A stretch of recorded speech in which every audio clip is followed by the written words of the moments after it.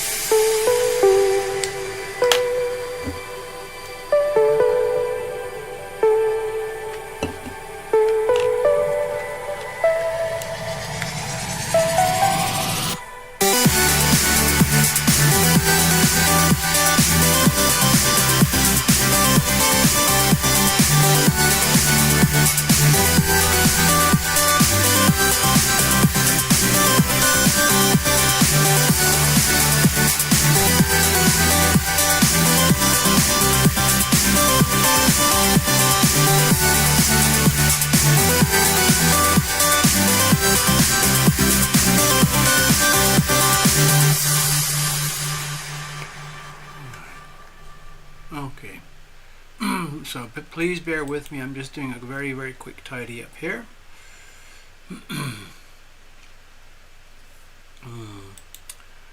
Give me a second here. All right. No.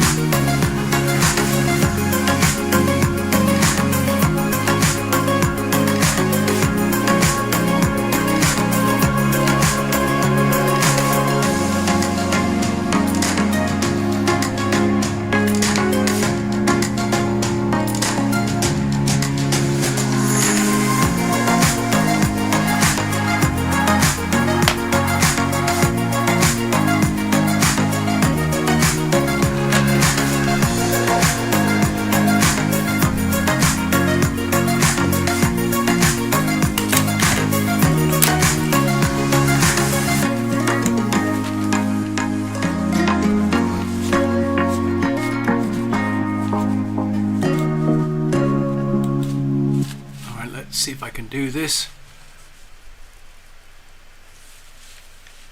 Good evening, Anthony and Necessary. Let's have a look. Okay. It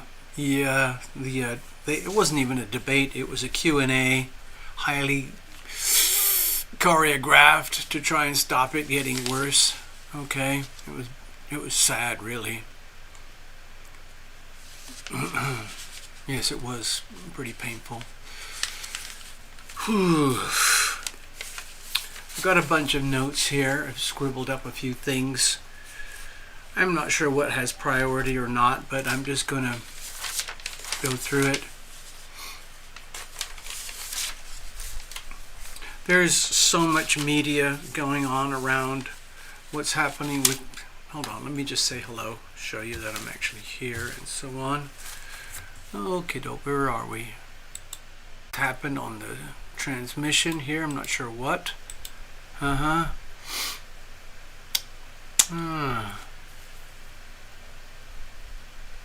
Apparently there's something wrong with... I'm going to open widget. Okay.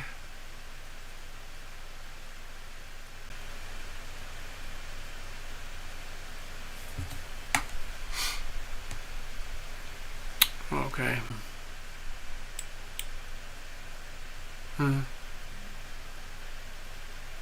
Glitching. Well, I don't know if you can see this or not. Hold on a second. I'm getting all sorts of messages from YouTube that the stream is not reaching them. I don't know what's happening here. Give me a second. Damn. Okie dokie. Let me just check here. Okie dokie.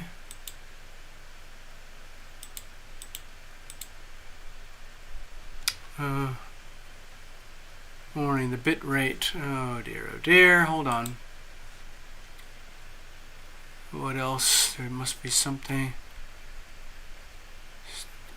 Okay. Okay, sorry folks.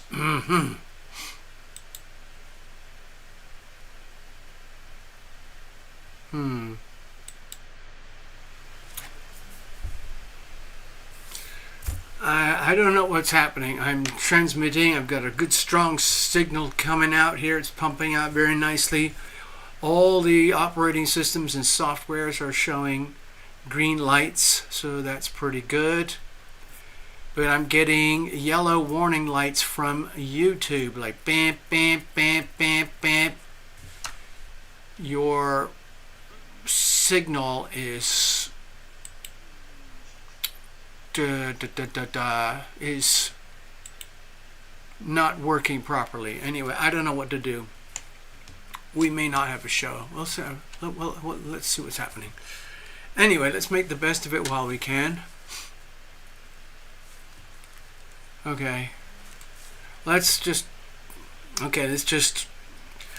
I don't know what to say. Let's bless the channel, bless all the internet, all the wires, all the electricity, the softwares, the transmissions, all the antennas, the microphones, the lights, everything.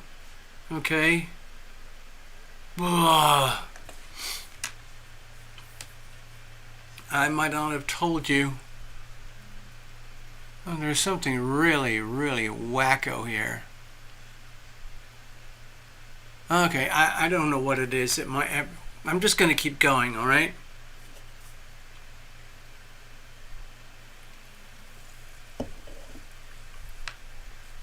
So there's a lot of stuff going on right now, which I'm finding very challenging with the astrology. As you know, I love to blame it on the planets. Blame it, whatever it is. Right now, it is something that I feel is very hard to define. It's like trying I'm always saying things like you've got to reveal it to heal it. And right now,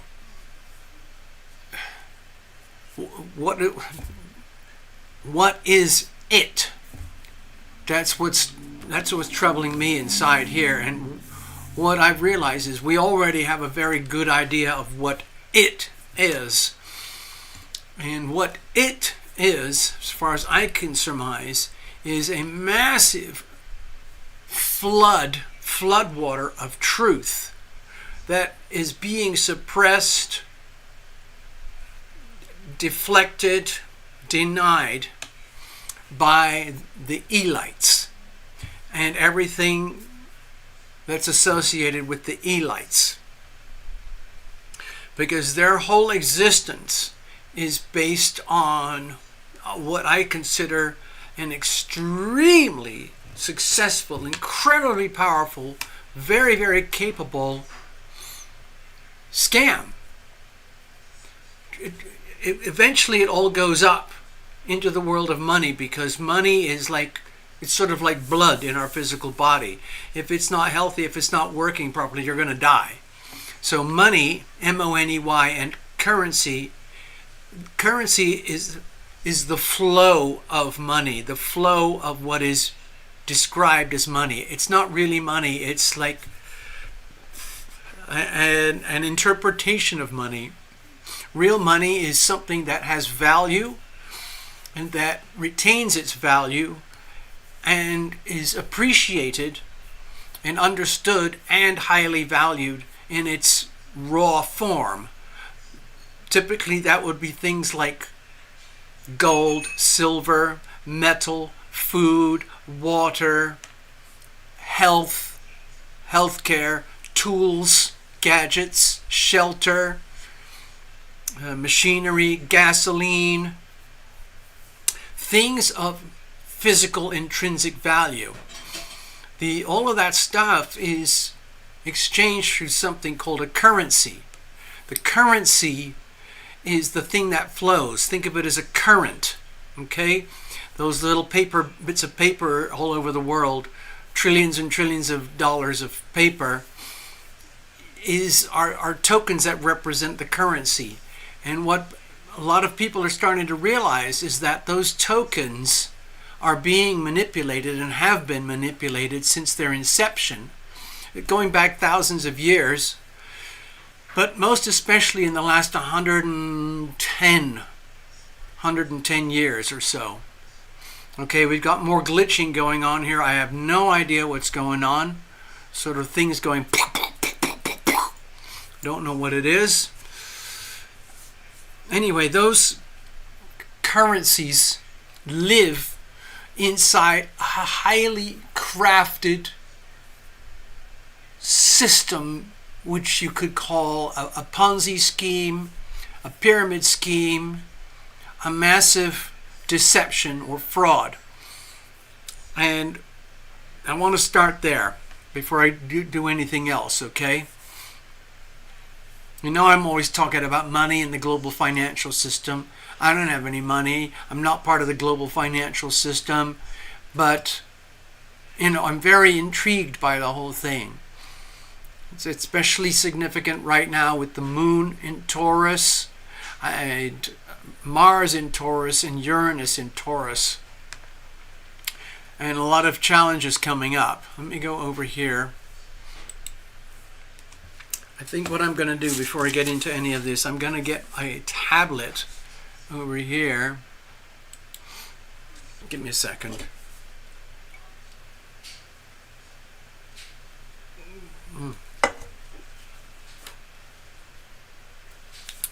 I'm going to pull up something. I'm going to show it to you. Oh, you spoiled it! Necessary. It's Saturn retrograde and Neptune retrograde. Saturn just happened. Neptune's in a couple of days. For me personally, it's very difficult. These are very difficult transits. But I am not defeated. Let's go over here. I want to get back to something. And we're going to go to Just bear with me. I'm doing stuff live here, so I'm trying to do my own, do a little mini presentation as best I can. There's other ways that people present themselves. I'm doing the best I can with what I've got. And okay, this is a fellow named Mark Moss. I trust him implicitly when it comes to money and things, because he's a self-made multimillionaire.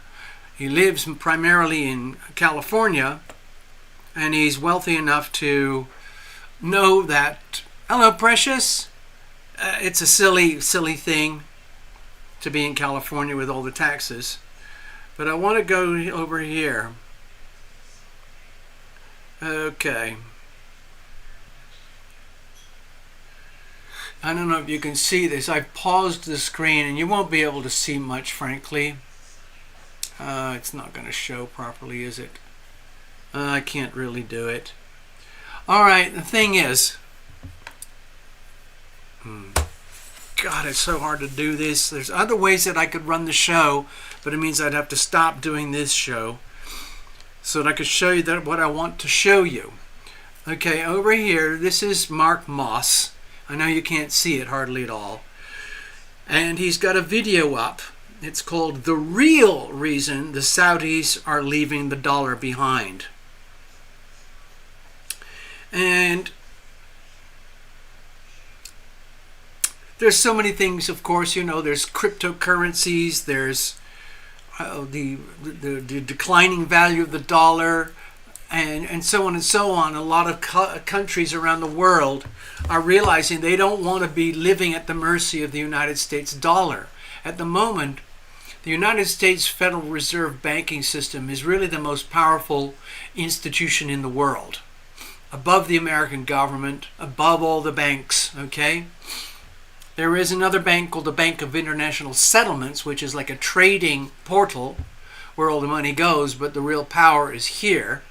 And that power has been used and abused across the world, most especially since 1913. But it's reached its peak of power, and it's only living right now because the federal government and the United States Treasury and government are telling the world we're still amazing. In fact, the United States is in very deep trouble financially.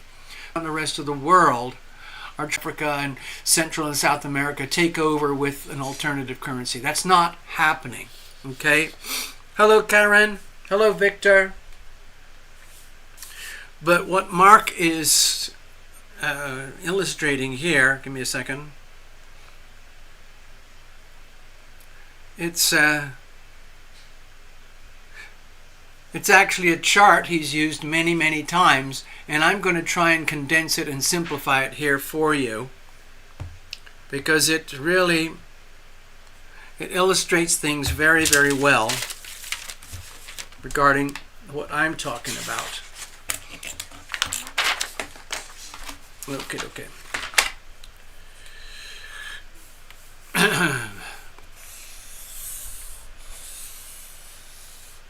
It's not a pyramid of power, it's an obelisk of power. Up here at the very top is the Bank of International Settlements. Okay? Underneath that, we have the United States Federal Reserve Banking System, U.S. Fed. Underneath that, we have all the other central banks that use a copycat model of the U.S. Fed. In other words, we print money and mess around with interest rates. They print money and mess around with interest rates because they have to. Otherwise, the whole system collapses. The money that they issue is by decree. It has absolutely zero value except what they tell you it is. Okay? Now in the BIS connects every central bank across the world. Everything. So inside the BIS there's a system called SWIFT, which is the actual mechanism for moving the dollars. And basically, the United States owns the SWIFT system. Okay? And it's what allows the United States to use the federal United States dollar as a weapon. Because as soon as the United States says somewhere like North Korea is an enemy, Russia is an enemy, all they have to do is flip the switch at the SWIFT system, and it's very, very, very difficult for those countries to move their currencies around the world, okay, for whatever reasons. Trading, oil, gas, cash, foreign exchange, whatever it might be, shipping, anyway, everything, okay? So at the very, very pinnacle, there's just really just maybe 1,000 people involved with all of this. A couple of thousand people. Underneath all of that, the way he describes it here, let me see if I can get it without confusing everybody. Okay, I've gone back. Okay.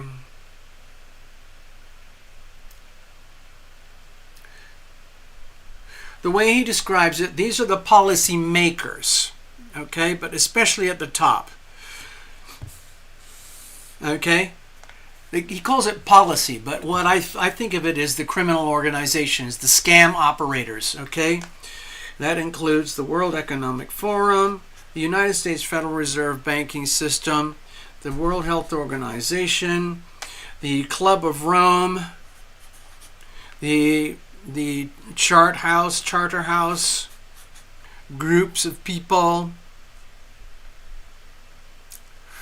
and there are other like global organizations, the EU, and others like that. These are the folks who basically are trying to tell us what to do and how to do it. None of these people are elected. They have appointed themselves by climbing up a very, very precarious, very, very corrupt and perverse ladder. Okay? And it comes out in terms of news, like CNBC financial news, war news. Oh, we're going to go to war about this or go to war about that. The distributors of the policies are things like, let's see if I can get to it here. Let's see if I can get to it on a larger screen. Yeah. Okay, well, I was trying to show you there, but it's still very difficult to see. I know there's ways I can cast the whole thing very, very clearly. So there are different layers. National governments,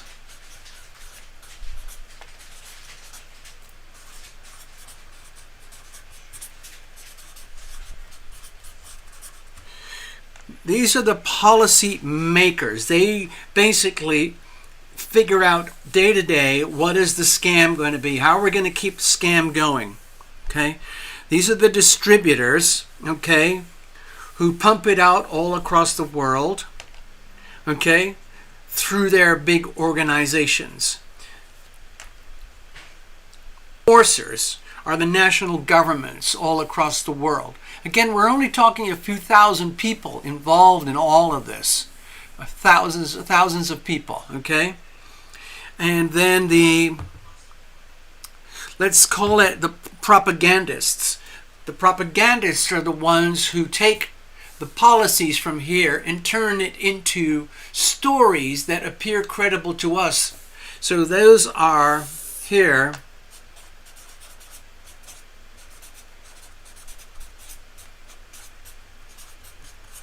That's mainstream media, okay?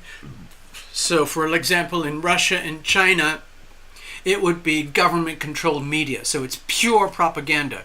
In the United States, we have corporate-controlled mainstream media, which answers to the national governments. And it's not full-on propaganda, but it is basically information that's heavily lopsided and that just conveniently ignores an alternative view of reality, which is where it comes to people like us, we the people. Over here, the propagandists, they're delivering all of this scam down to the populace, okay? In other words, I guess you could call it the subjects.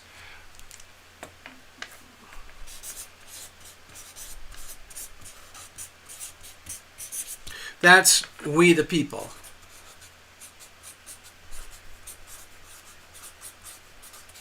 Okay? So the whole idea with this is to maintain this pyramid of power. Okay? These folks up here, they live in suits and ties. They have astronomical amounts of power and money and control, and they want to keep it. All of this now is under extreme duress because Pluto is here in Aquarius, basically shaking up the world, saying, we don't want this. We, the people, don't want this. We want something that looks more like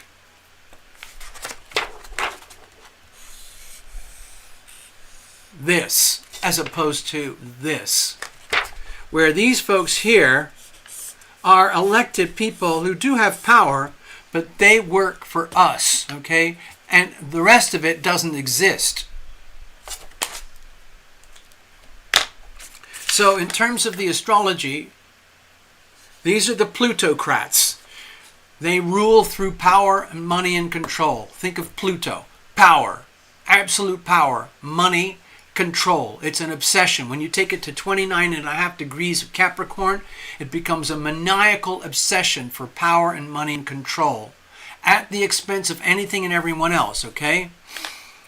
So very slowly we are inching towards Pluto retrograde over here in Capricorn. We're not there yet. We're going to be there fairly soon, okay? So in terms of the astrology, what we're seeing is that a lot of people across the world are now waking up to the existence of this monstrosity. And we, the people, the subjects, are realizing, like, this is no longer acceptable.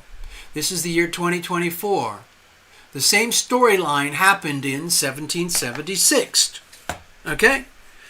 But it was much simpler, more compressed storyline. Back then, it was simply the Pilgrims and the founders of the United States of America who gave the middle finger to the King of England. At the time, the King of England represented all of this, and the settlers, the Pilgrims, represented this part here. But those people at the time were actually already established in the Americas. And they already had lots of wealth and money and power, but it was very independent. They didn't really acknowledge or respond or have any need for this from the King of England. And so eventually, when there was so much pressure from the King of England, the subjects, led by what we call the founders, basically said, screw you. Screw you. It is official. Okay, we're declaring independence, 4th of July, 1776, okay? And after a while, they wrote the rule book for the United States, which is all of this. This is an incredibly important document, okay? So anyway, this is a precursor to what I want to talk about right now. I hope this makes sense for you. We're living through 1776 again, but on a much bigger scale. It's now global, okay?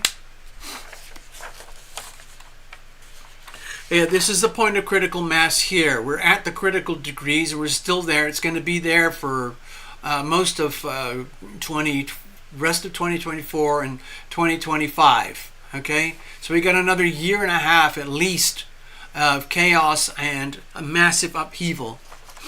Now, the point that I'm trying to reach right now is, we've talked about this many times. I'm just using this, restating it as a kind of background, okay? Because we the people are starting to go through the same process, how are we, the people over here, going to scuttle these people? How are we going to disempower this massive scam of perverted criminals so that we, the people, can live in the Aries North Node with a healthy sense of self, okay? Preferably without resorting to violence, but, you know, we'll see what happens. So, behind the scenes, when you look at the very, very, very, very, very tippity top of the pinnacles of power, money, and control, you've probably heard that there is a momentum going on right now to form something called the BRICS. Brazil, Russia, India, China, and South America, plus about 100 other countries are trying to join. And their idea is to circumvent all of this so that they can have their own version, so that they, the people, can have their own sovereignty again. In America and most of Western Europe, we are still subjects to all of this. So what Mark Moss was trying to point out in his video is that the way, the mechanism through which we, the people, outside of America, outside of the Fed, are trying to circumvent this whole thing is to create something new.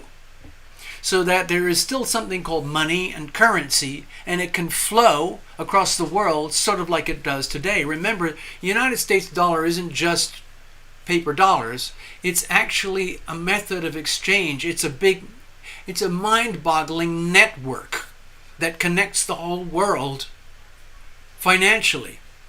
It's pretty much everything is done through the dollar, okay? So, and that's still true today. By far the dominant is the dollar.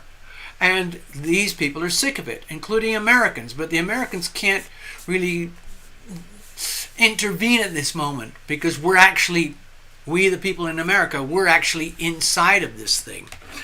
So what is happening is that a lot of countries outside America, particularly the BRICS that I mentioned earlier, are conversing with the Bank of International Settlement. This is the very tippity top, the pinnacle of the pinnacle of the pinnacle, because all the central banks, including America, has to go through this thing. And I believe this is living in Europe or Switzerland. And the gentleman who sits at the top of the chairman is very, very interested in maintaining the pyramids of power and money and control, but he understands what's going on. In other words, there's the rest of the world versus America. So what this guy is considering is an alternative system that includes America, but everyone else, but it strips America of a lot of its privilege. Okay? Everything still functions, but America wouldn't have the same privilege. And so what they're doing is they're creating something called, I'll just put it over here.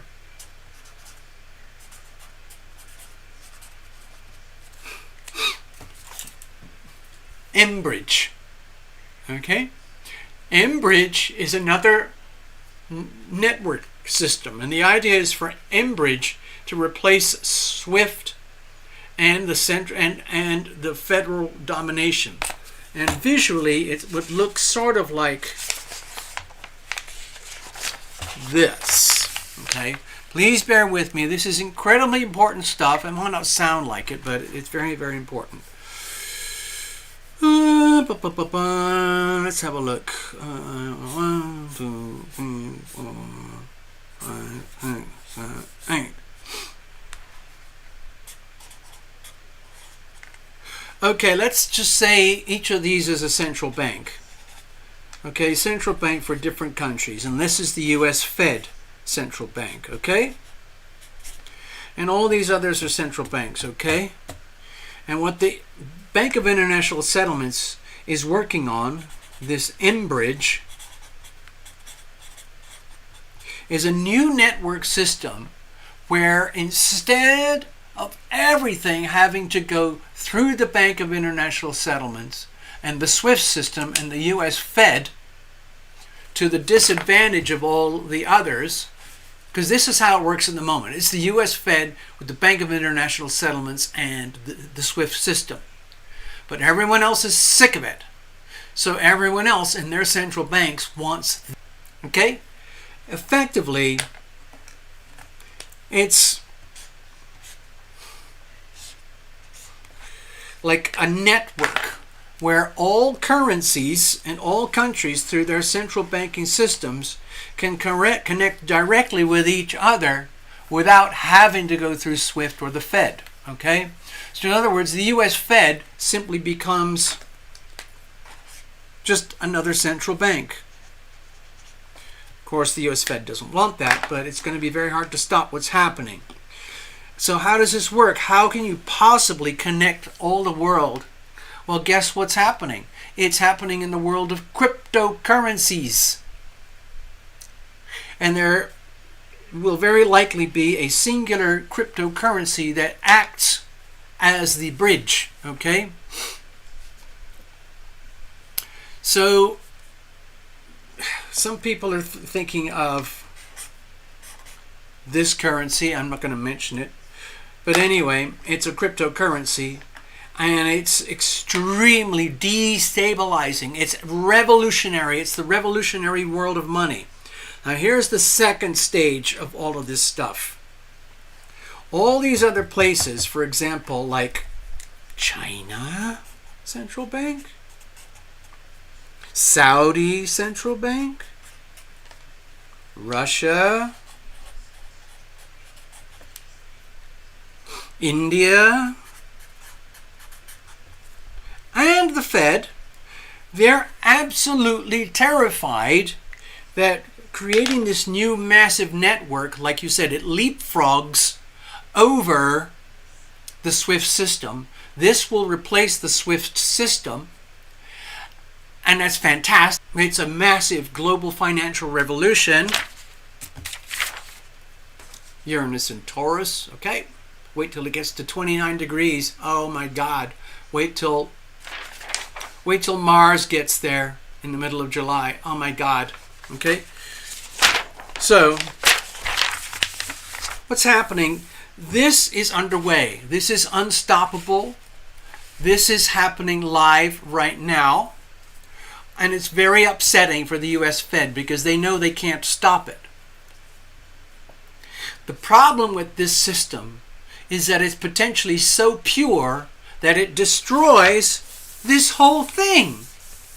Because everybody can exchange with everybody without having to have this thing in the middle. In other words, this becomes a multipolar, multilateral network where everything exchanges with everything else, and the U.S. Federal Central Bank loses power to control all that. So that's terrifying. That is terrifying to the U.S. Fed, okay? BIS doesn't care because they're going to be central to the Enbridge system. So guess what they're trying to do in order to maintain the power and money and control? Inside each of these central banks in every country in the world, a lot of them have already finished their planning stages and they're already instituted.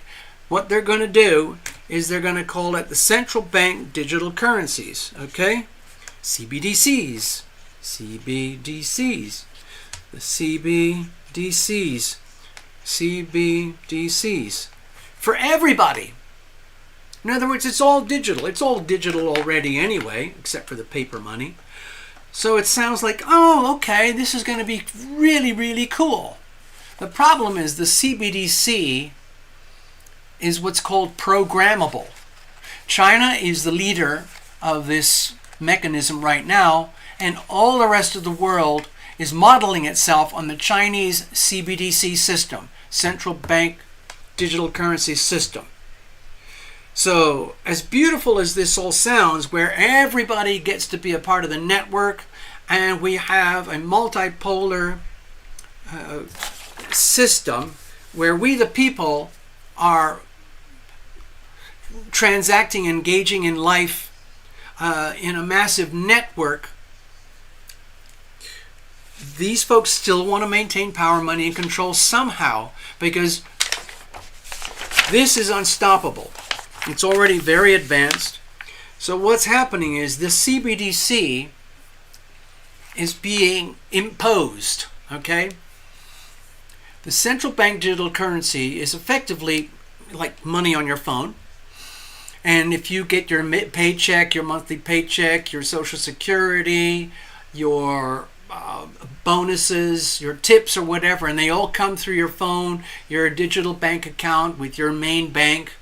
Remember, inside each of these, there's still going to be all the regional mainstream banks, but they all eventually come into this network.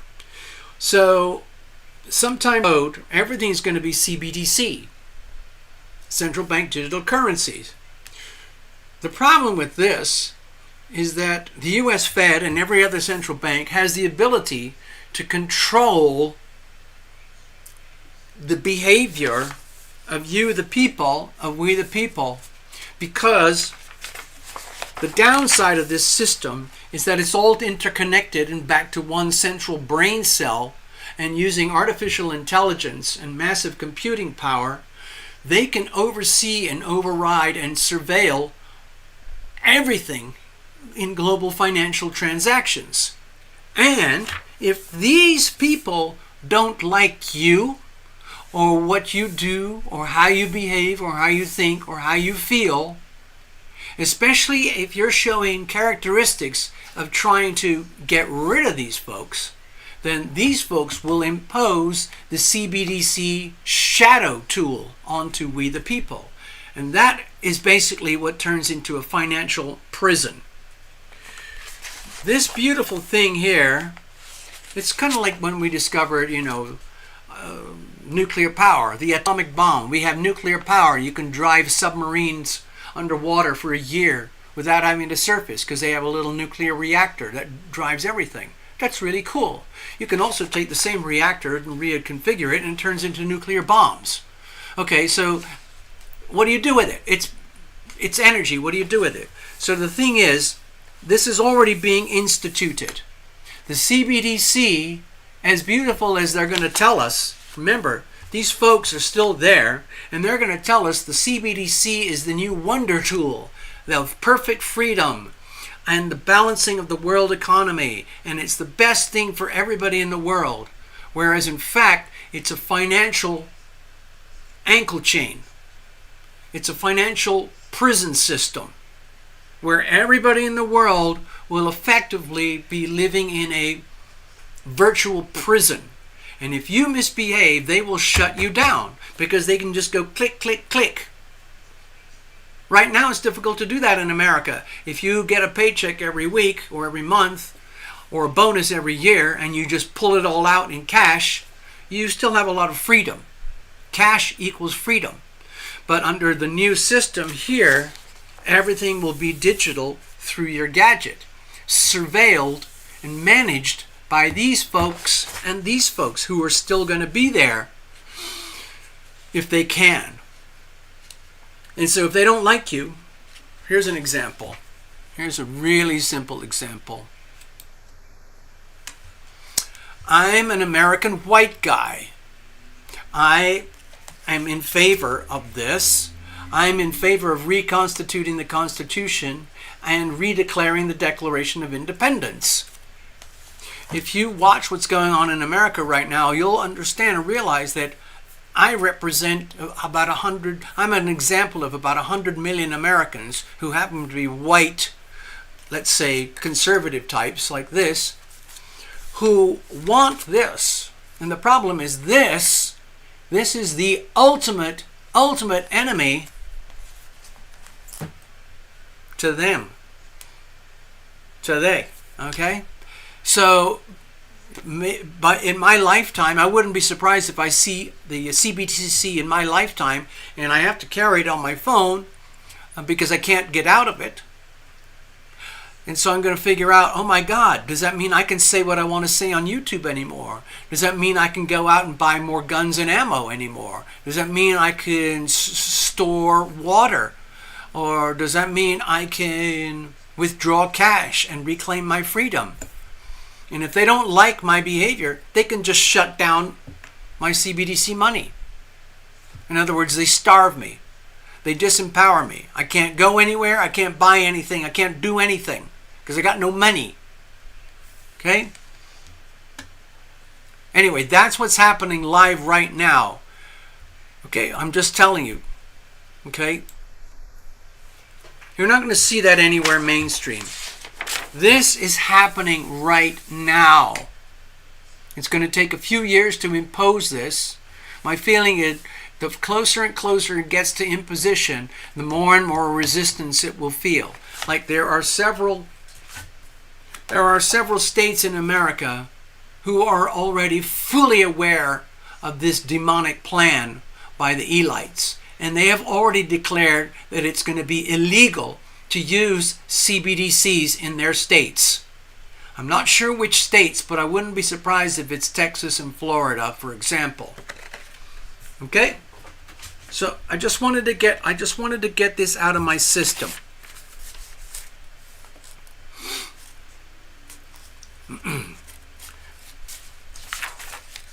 So there, I got it out of my system because it's extremely disturbing as far as I'm concerned. Uranus is in Taurus, Mars is in Taurus. More and more people are waking up when they're starting to understand and realize what the hell is actually going on here. Yes, this will be great. This is a potential. But the problem is, it's the elites don't want that to happen.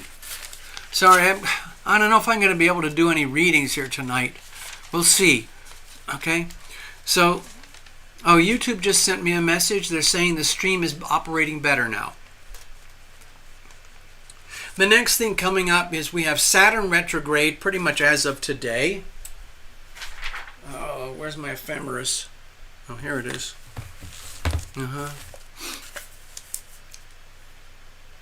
Okay, last night, officially, Saturn went retrograde. There it is right there.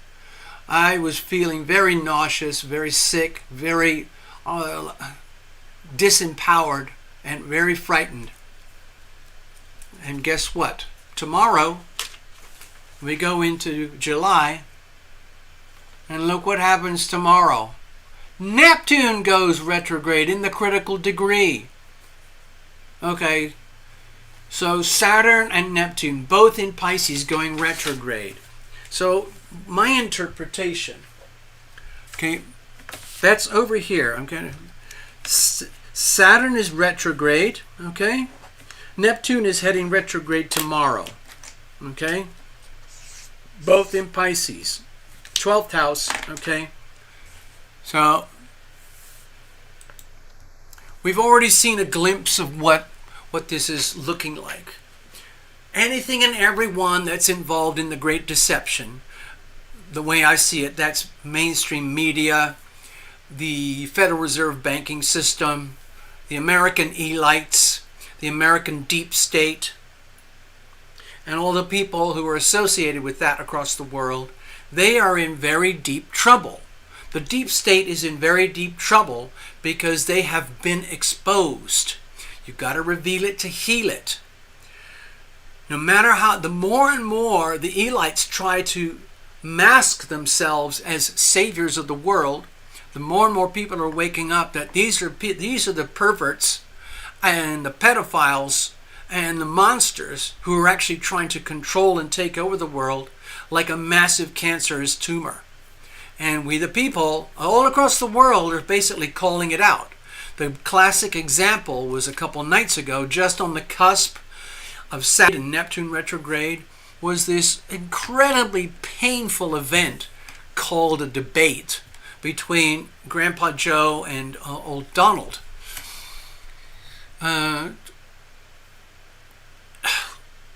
It was just so painful to watch. And the whole world is watching.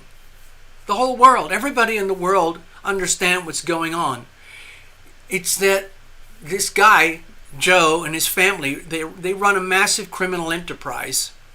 And he's kind of like a hood ornament like you have on a car. You know, like Mercedes, the round thing with the triangle, Rolls-Royce with the angel on the front, and things like that. The Ford logo and things like that. He's that person for the deep state and for the elites across the world. And so he's kind of has to stand up, but he's extremely feeble right now. It's very sad, it's very tragic to see that this old man is the leader, so-called leader of the free world. And he's coming apart and coming unglued, and they're trying to keep him patched up together. And it was just so painful to watch. I mean, even Donald was like, what are we doing here? This is like, why are we wasting time doing this? It's just, look what's happening. Look. And it's all over the world. It's painful to watch.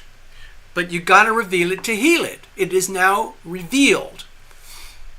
That's the most obvious example. The one I was just talking about with Mark Moss and the Enbridge and the Bank of International Settlements, the CBDCs and all of that.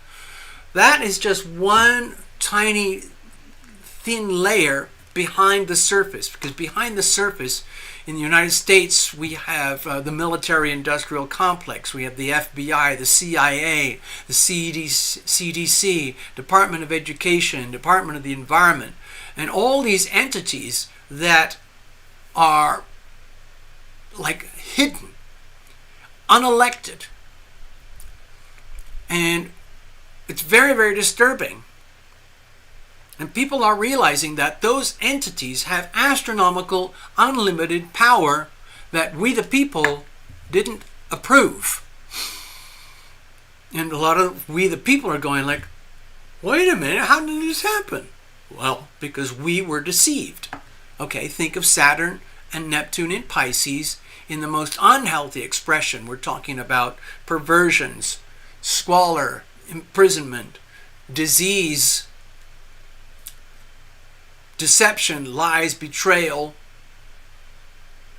drug abuse, perversions, decay, rot, the dissolution of anything beautiful and good and healthy that turns into rot and dies. Okay, that's what we're seeing, because that's what it is. And if you look at the United States in particular, if you think of the United States as an organism that's about 250 years old, it is essentially rotting in its own putrid mess right now. It's like an old house that has been neglected and abused, and it's full of black mold and fungus, and the structure is collapsing and imploding. And it's because we have allowed that to happen. Because this sounds like an escape and I'm in denial, because we were betrayed and we allowed ourselves to be betrayed. The thing is, there are a lot of people on places like YouTube and Telegram and Substack and X and TikTok that are speaking openly and truthfully. And it's a real problem for the mainstream media because they don't like the truth. And the truth is coming out like a massive deluge, a flood of truth. And it's waking people up and people are enjoying it.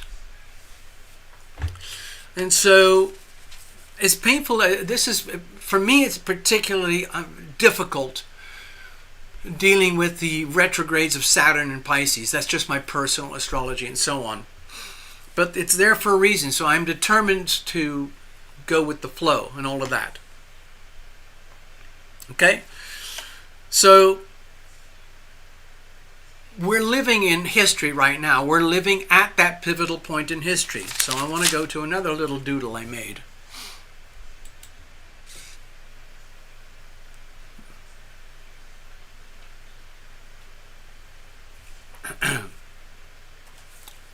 Hold on, what's that note there? Where is Pluto in reference to Neptune? Okay, so Pluto is right here. And Neptune is right here. In some ways you could say they are in a very... It's sort of like a sextile because of the angles, but not the signs. Okay, this is a 60-degree angle here roughly. So they're operating quite comfortably together, even though it's kind of an inconjunct. Soon Pluto's going to be here in Capricorn, okay, as opposed to Aquarius over here. And when Pluto goes into Capricorn, all the horrible things that I talked about earlier about the elites, they're going to get much worse. as you've probably already noticed, is that Obama and Hillary are already freaking out about what happened to Grandpa Joe. They're trying to figure out, holy jeeps, how are we going to control the universe now? And everybody's starting to say, well, wait a minute, it's obvious that Grandpa Joe is not running America. Who's actually doing it? And it's starting to leak out that there's something called the deep state, which is this secret, invisible, toxic swamp, putrid, evil swamp of people that work in alignment with the elite plutocrats over here. And their game is up. Their game is being exposed, okay? So, where's my little doodle? I started to get very, very sentimental and sad and frightened about all these things. Right now, we've got the energy of Cancer, so that's very important for the United States and for Donald and for Joe. They all have very important Cancerian elements. They are all here, I would call, according to destiny, where symbolically Joe represents this toxic plutocrat structure, and Donald represents we the people. Okay, it's a massive battle, just like what we saw the other night with the so-called debate, where it was like a cage fight, but it was really sad and pathetic to watch because it wasn't really very fair. And I think Donald was more or less being well behaved. Otherwise, he would have completely pulverized and crushed Joe to the point of humiliation, where it would have been very bad optics. So anyway, I started getting very sentimental because of everything we talk about with the Pluto cycle. So here's a little doodle I made today. This is the Pluto cycle. It's exactly the same as the lunar cycle. It just goes like this: orbit, orbit, orbit, orbit, orbit, orbit, around, round, round, round, around, around. With Pluto, it's 248 years. Okay, numbers are correct. I already did the math. And here we are today, 2024. Go back 240 years, you got 1776. Go back before that, you got 1528. Now there's some crucial years in and around here where certain things happened. Now if you look at a classic Pluto cycle, okay, cut it up into 4 sections. 1, 2, 3, 4. During this life cycle, this is what they call the life cycle of an empire. Again, you can talk to Ray Dalio, Mark Moss, Michael Maloney, these top global financial, let's say, sources of knowledge and wisdom. 62 years, 62, 62, 62. There's an expression that Mark uses a lot. It says, hard times breed strong people. Strong people breed good times. Good times breed weak people.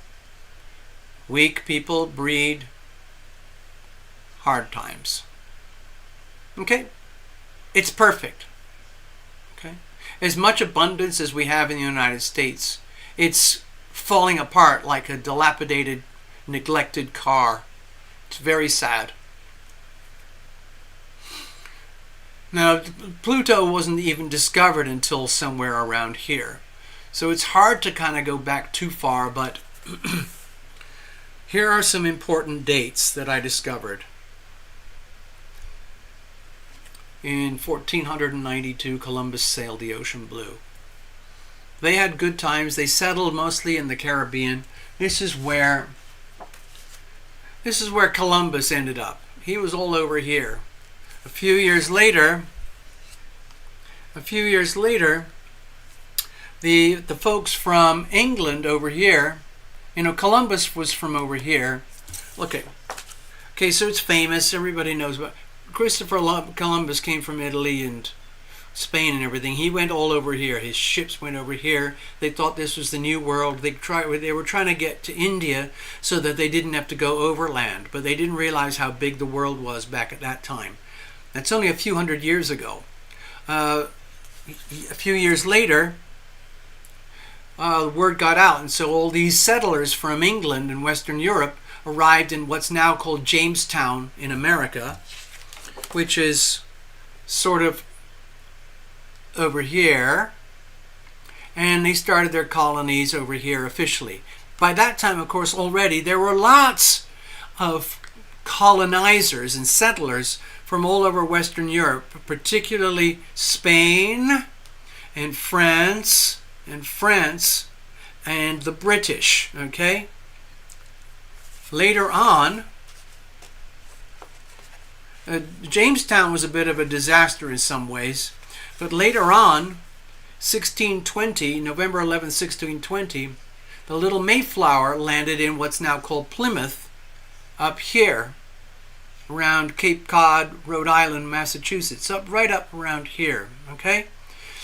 And the Pilgrims settled, and these were very, very different people to the settlers in Jamestown. These folks were Pilgrims, and these Pilgrims, these folks here, were very kind of conservative, common sense type of people.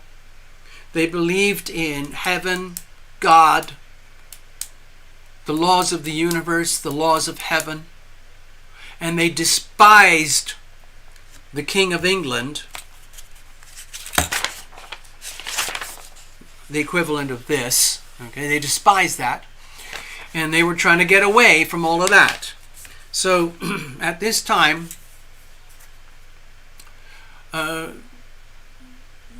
over here, settlers were starting to arrive in what we call America. Hard times breed strong people. Strong people breed good times. These are strong people in here. Very, very strong people. They survived. And they, interestingly enough, I did some studying, these Pilgrims had very good relations with the local Native American tribes that were already here.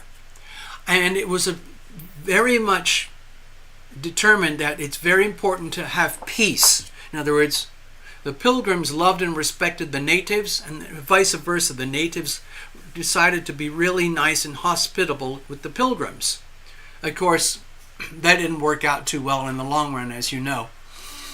The British decided, nah, this isn't good.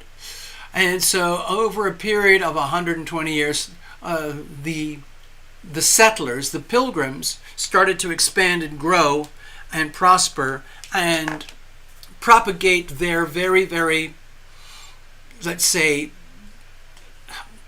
their system of the Ten Commandments, of Protestant, well, it wasn't Protestantism or Church of England, but it was basically white Christian British people who were very determined to have a very just, equitable society that was good for the people, away from the oppression of the King of England. Okay? So that's what they did. So peace and harmony was very, very important to the original Pilgrims. Good times breeded strong people. And that propagated. Strong people bred good times. And there was a lot of propagation and harmony between settlers and Native Americans. But these folks over here were very different. These folks were very, very mercantile.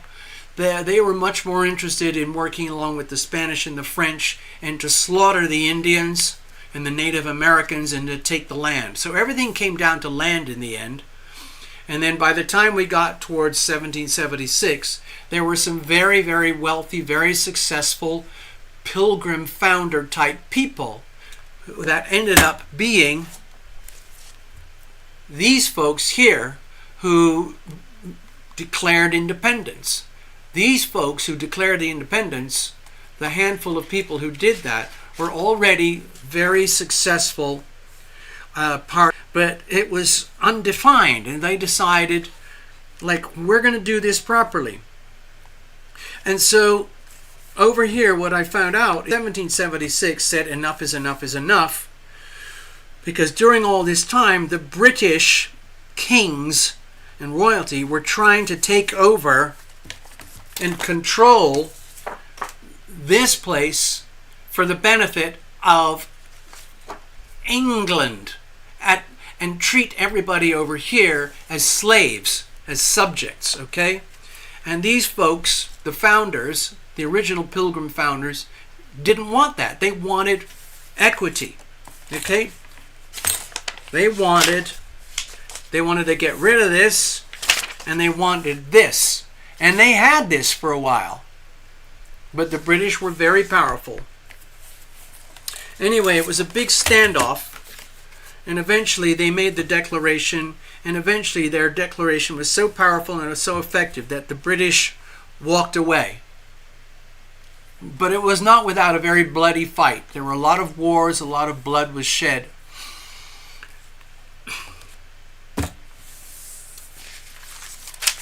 So there's a lot of upheaval happening right now. We're on these cusp energies. Where is it? During the cusp energies, there's a lot of upheaval. We're on the cusp here. We're on the cusp here. This is going to last for the next year or two. This is going to last for the next year or two. We're going to go through massive, massive revolutionary, sometimes very uncomfortable upheavals as the global population reconfigures itself to go from this to this. The problem is control, who have all the power and money and control. In other words, the big banks, BlackRock, JP Morgan Chase, the kings and queens, Mr. Xi Jinping, Mr. Putin, and all those people at the very top. The WEF, the World Economic Forum, they don't want to give up all their power, money, control. They're going to find a way. They're desperate. They're absolutely desperate. Remember, at the 29-degree mark, desperation, desperation.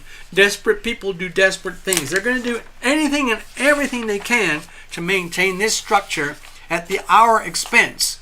And enough people are starting to wake up, hopefully, that they're going to say, enough is enough. We want this. Probably, in my opinion, the only way to get this is through cryptocurrencies. But it's still extremely early days yet.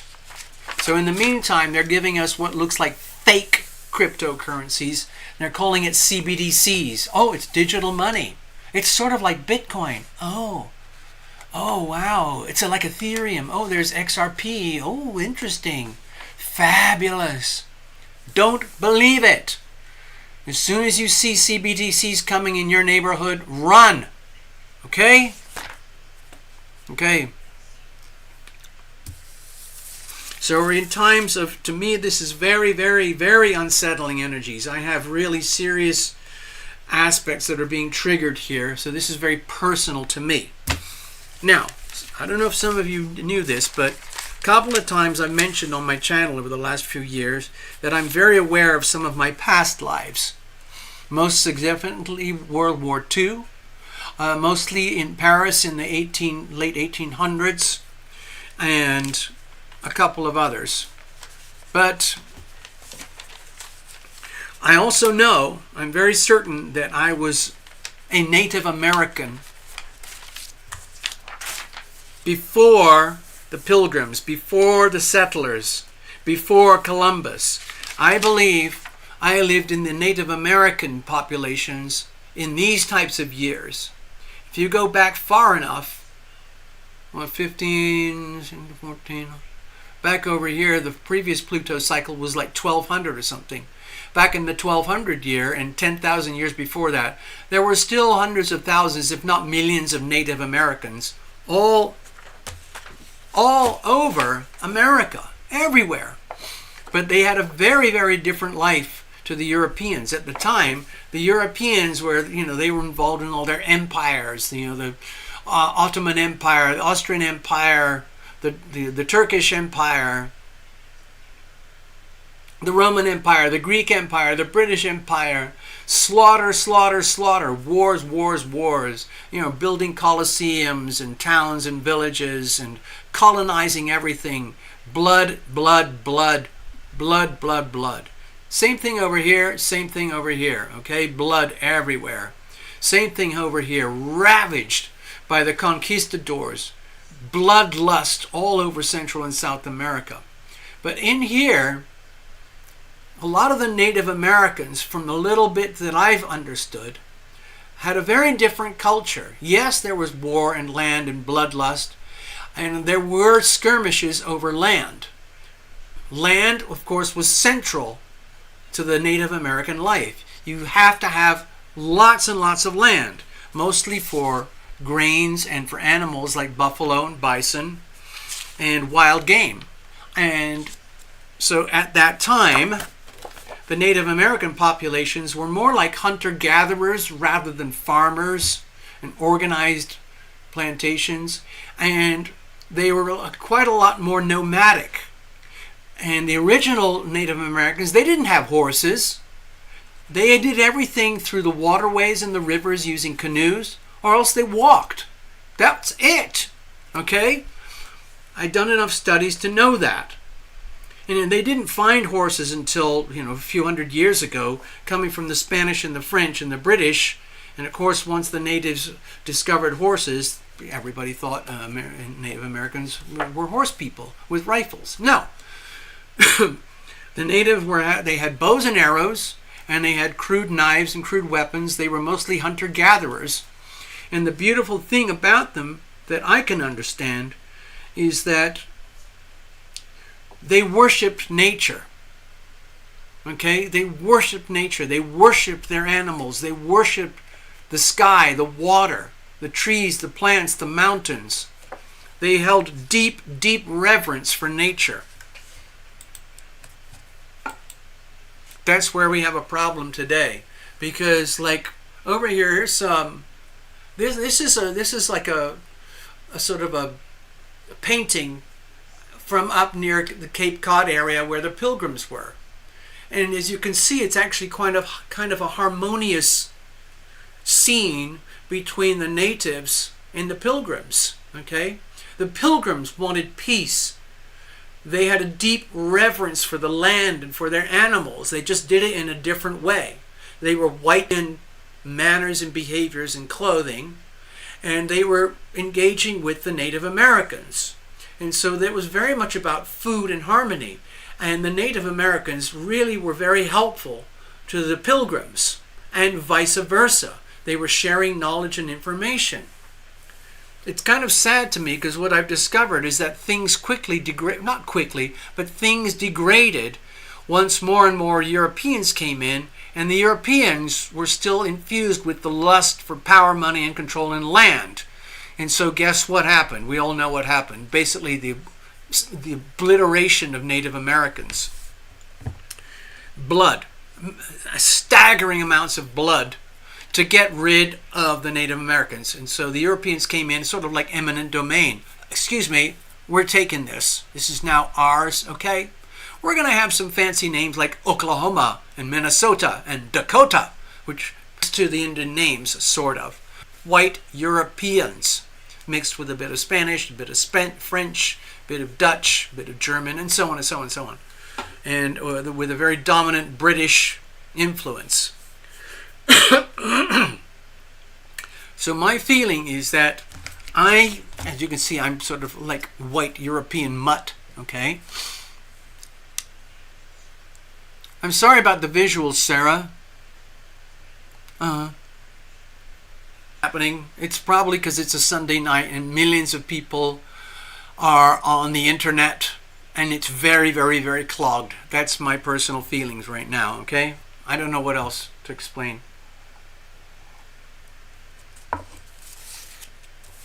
So I'm sorry it's choppy for people. But anyway, I'm just this guy here today.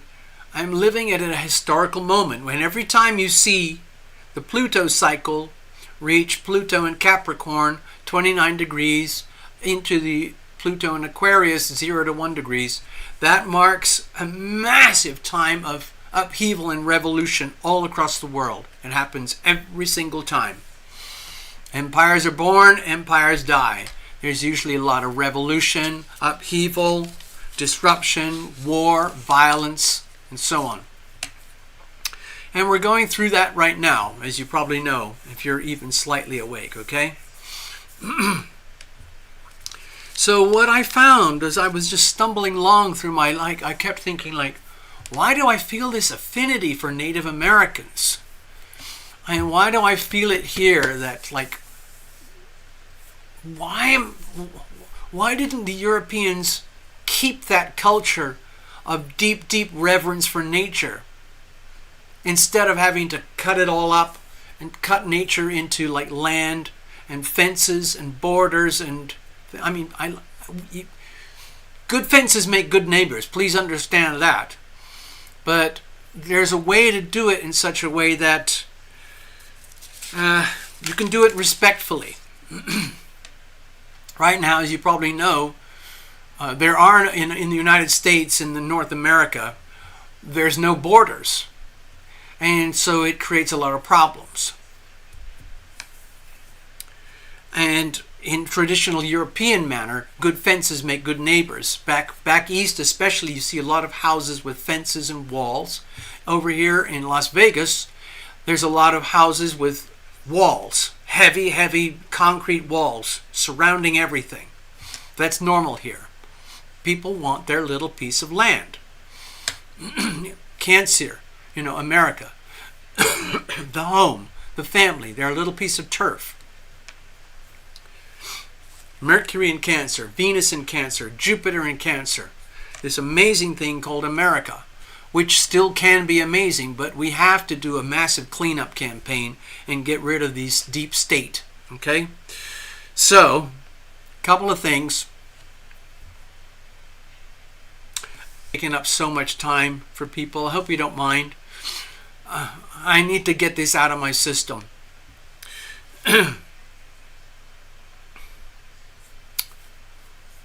There's a lot of discomfort in the Native American community in America. Some have made up for it because they have certain land rights and treaties, for gambling, casinos, and things like that, and mining. But a lot of the Native American population was literally killed off. And it wasn't just wars and guns and bullets. A lot of it was disease. Number one, the common cold, measles, and smallpox. Those three things killed off millions and millions of Native Americans because they didn't have any immunity to any of that stuff. And so there's a lot of depression and sadness and frustration in the Native American community. But what I found today is that there's this fellow over in Minneapolis, Minnesota, and he's started a Native American restaurant based on everything and anything he could study about Native American foods. And so they serve bison, buffalo, elk. I think they serve turkeys and things like that, and fish, and lots of Native American food, which is sort of resonates with Mexican, Hispanic food, like with corn and beans and things like that. And they use, everything's local. They use a lot of wild plants, wildlife, wild garlic, wild onions. And the recipes looked absolutely delicious. And the guy who was running it, he looks like he's in like his early 40s or something. He was very eloquent and he traveled a lot and became very successful enough where he got a lot of support from the local community.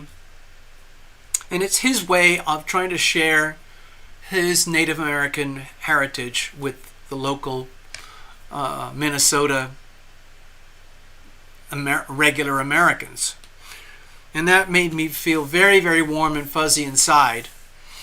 And I had all these powerful flashbacks as if I could get tiny glimpses of my life as a Native American, where I was very, very involved with, like, very physical, very, very physical, like whether it's like cutting up leather or hunting or preparing food, building huts and teepees, walking, making canoes, being comfortable with fishing and with water, and enjoying life, enjoying the serenity and the connection with nature.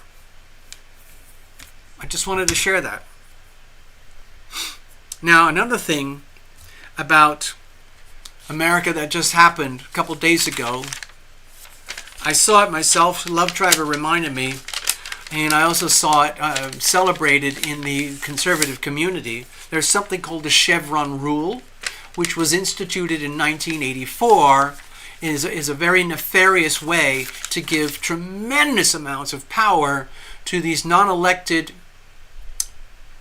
American government entities, like the Fed, or like the CDC, or the DOE, Department of the Environment, and all these departments that do things behind the scenes with no oversight, zero oversight.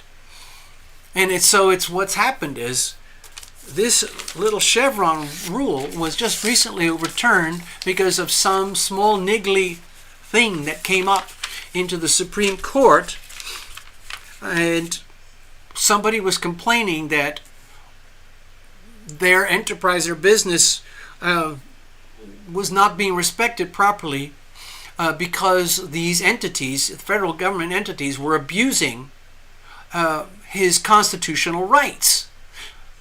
And so the Supreme Court looked into it, and they kind of went, what's going on here?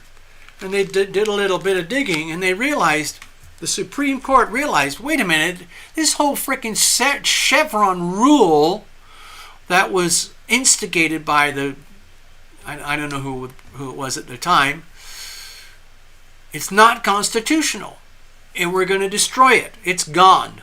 It has no standing. And so this just happened, I think it was yesterday or the day before, or the same day as Grandpa Joe and his so-called debate. So this was a tremendous revealing for the healing. And so when the Chevron rule was overturned, some people in Congress were going, woohoo! Because what it effectively means is that these nefarious government agencies no longer have the power to just do whatever they want without legal oversight. They now have legal oversight, which seriously curtails their power. So to me, that's a very, very good thing. Okay?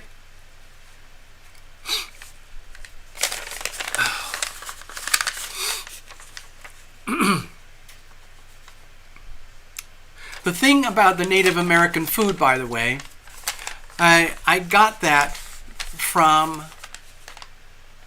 a place called Al Jazeera, which is an Arabic news source funded by the Qataris over in the Middle East. There's nothing about it here in America. Crazy, huh? The other thing, you got to reveal it to heal it. It's coming out right now. I've mentioned this a few times. There's a guy called J.J. Carroll. He's building up a documentary that will come out later this year. And it's about the mind-boggling things that are happening in America regarding the border crisis, the immigration invasion, all the illegal migrant crime, and everything associated with that. And along with another journalist called Michael Yon and his partner, they've uncovered some absolutely terrifying information which should terrify you.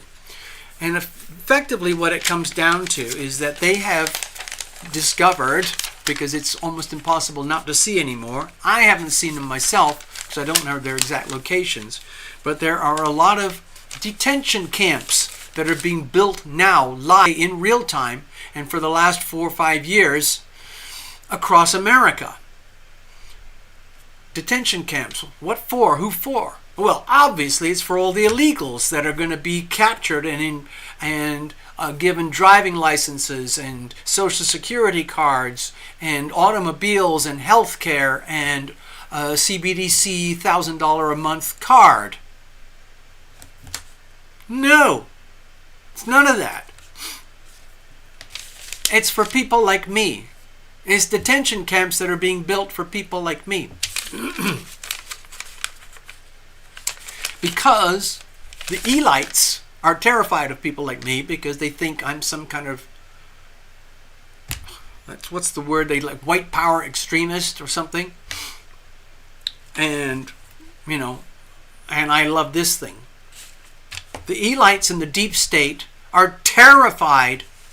They're terrified of this. That's why they've been trying to destroy it so aggressively, especially over the last 60 years. The last quarter of a Pluto cycle. So these detention camps are now real.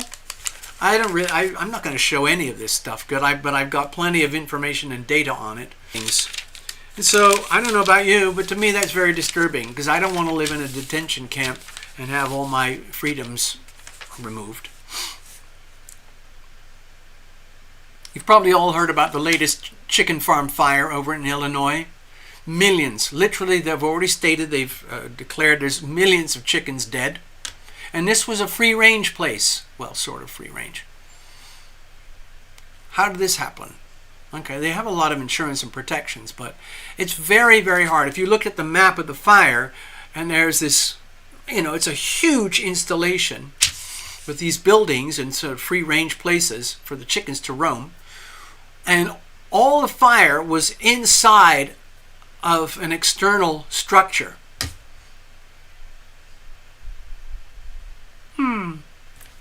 Inside job, as far as I'm concerned. Same thing with all the other so-called disasters. Supply chain disasters, food chain disasters. It's all part of this disgusting plan to, you know, control the people. We have to control the money, control the food, control the water, control their movements, control their behavior, control their defense systems, control their communication systems so that they do not have any power at all. And then they can take over completely. So anyway, that's just one more tiny example.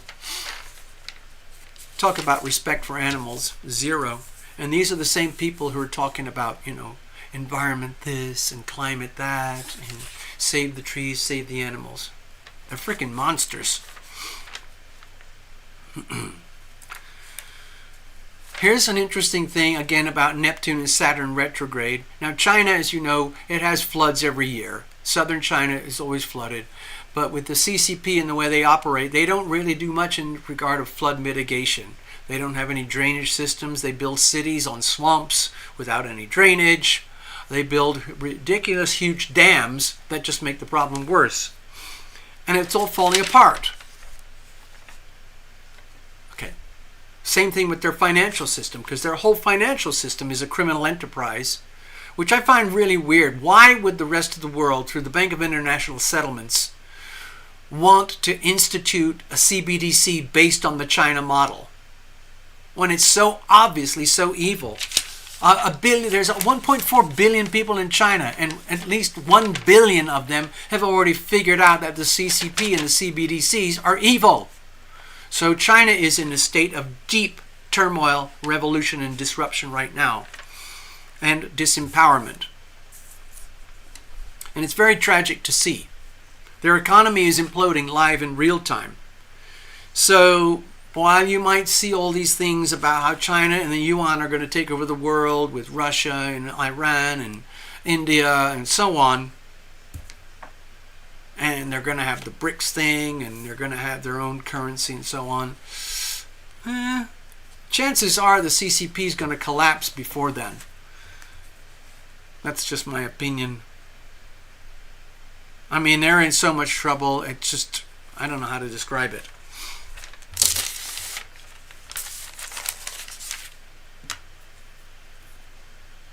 So that's my happy stories for today.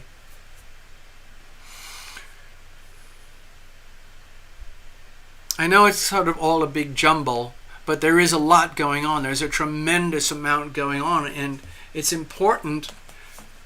Oh, God. If you're not awake, you need to be awake.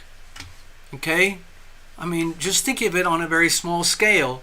If you are aware and you are awake and you understand, you can see what's happening, and you have loved ones, you love them and they love you, but they're not awake, you kind of have an obligation. Okay? I have like 2 loved ones remaining in my life, my brother and sister in that regard. Of course, I have my dear friends and so on. But I have a very, very, very closed, small, private life, okay? My brother and sister are very different to me, personally. They think I'm a crackpot, okay? They know very, very little about me and my life. They know glimpses and things. I can't talk about any of what we talk about here with my brother and sister. They would just literally laugh at me. They both got their little needle thing, which I think was very sad. They're both extremely healthy. I don't know how or why. Maybe they had, sanitized saline versions or something. I don't know. But it makes me sad that I can't commune with my own brother and sister about any of this stuff. So, I want to go back to something here.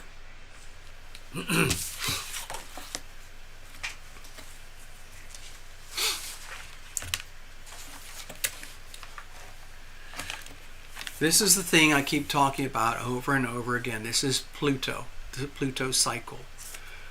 For example, over here, this is Pluto. I should actually mark this, shouldn't I? This is Pluto in Capricorn at the 0-degree mark, 29-degree mark, going into Aquarius. It's exactly the same here, exactly the same here. On each of these occasions, there's massive upheaval, disruption, war. Same thing here. Same thing is happening here. Different context, different type, different style, different manners, different people, but it's the same energy field. It's the desire for freedom and the sovereign self, as opposed to the imprisonment under the foot of these monsters. Now the thing about these monsters is they present themselves as saviors, okay? They provide television, sports, games. They have massive, financial resources. Inside here with all the money and everything like that, there's BlackRock, Vanguard, State Street, Blackstone. Over here with the national propagandists, mainstream media, you have sports, you have movies, you have pop music, concerts, entertainment of all kinds, games, game shows. Of course, they're wonderful in their own way, but the sinister thing about behind all of it is it's a distraction so that you, or we the people, are not aware of what's going on here or here or here. The mainstream media, the propagandists, are literally like a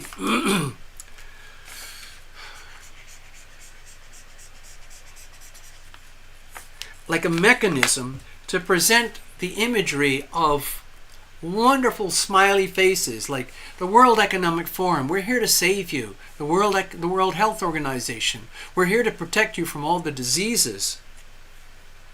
The European Union. We're here to bring everybody together into one big place without any boundaries. Oh, okay, fine. And here we are, the banks. We're here to help you. Well, this is the U.S. Federal Reserve. You need us. You can't function without us. This is where all the money comes from. They're not going to tell you, these folks are not going to tell you that these guys run the biggest scam in the world. They make money up by pressing a button, by printing bits of paper. It has no value. It has zero value except what they tell you it is. And it's maintained as an illusion. And so this is kind of the cutoff line where we, the people, really all we see is this. We get a glimpse of this, We get a glimpse of the White House, the State Department, the Federal Reserve Bank. We can see the Supreme Court of the United States. You can see the Tower of London. You can see the Houses of Parliament in London. You can see the governments in France and Europe and Italy. You can't see any of this. You can't see any of this. This is a huge veil. This is the veil of deception right here. The deception goes this way. This is the energy of the deception. Okay? That's the unhealthy expression of Neptune and Saturn right now. It's very, very, very powerful. The energy of Neptune and Saturn in Pisces in the global 12th house is extremely powerful right now, because these folks are working very, very, very hard with these folks and these folks to make sure that we the people do not see this or understand this or even becall.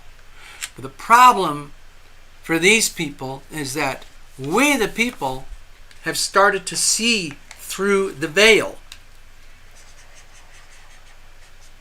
We've started to see through and understand how it works. This national government does not have your best interests at stake. It is in fact the deep state that works for people. Oh my God, and these people work for these people. Oh my God. Oh my God. We the people, the subjects of the elites, are starting to see through the veil. This veil here, which is normally presented to the world, is a very shiny, beautiful thing. Movie stars, sports stars, pop stars, government leaders that are very handsome and powerful tell us what to do and how to do it. And we trust all these. Big, big, big buildings called banks, where we're supposed to trust all that stuff. But the problem is, we the people have noticed that this smells really, really bad. Where does that smell come from? It's like if you work in any really bad corporation, the smell always comes from the top down. It stinks from the top down. And what's happening is the smell, the stench of evil is so bad that it's crossed over the boundary and it's affecting we the people. So bad that millions of people have died and been made sick, to the point where healthy people have realized, wait a minute, all the sick people over here, especially ones that got very big injections, lots of injections, especially regarding a bug called number 19, they weren't sick. They were killed. And so that makes the smell even worse. And so the people who are healthy here are starting to look back up here, realizing, oh my God, these people, like here, the WHO, they're trying to kill you over here. They're trying to kill you. Okay? The deep state, they're trying to kill you. They're trying to kill us. If they don't want to kill us, they're going to put us in detention camps. So I know my diagram looks pretty scary here. I hope it makes sense. This is Neptune and Saturn going retrograde. So the smell is going to become a lot worse over the next few months. The stench and the rot that's coming from here is leaking down here into the foundations, which is the people themselves. And what are we going to do about it? Well, we don't know. It's called revolution. We don't know what that's going to look like just yet. But we are learning. We are becoming aware. We can see this. We the people can see beyond the veil. We can understand now the propagandists. We understand the national government is the deep state. We understand that these faceless organizations, unelected, are the distributors of this agenda up here, which is all about retaining power and money and control for those people up here. Okay? So there you go. Jeepers, man. I'm not going to do any readings. I don't see that I've got any bookings, so I don't want to do it. I don't think there's any point. And I just want to check a couple of things here behind the scenes.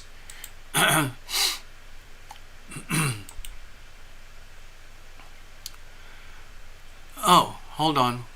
Give me a second, folks. Give me a second. Okay, we are going to have one reading. Sarah, are you still here?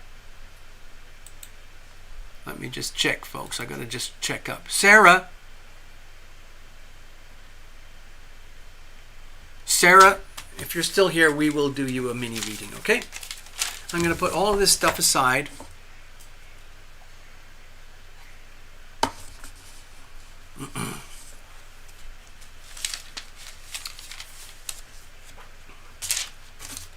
I'm just going to put all this over here. Okay, put this over here. Let's put these away. And I'm going to, we're going to get set up for a little mini reading. Okie dokie. Sarah, are you still there?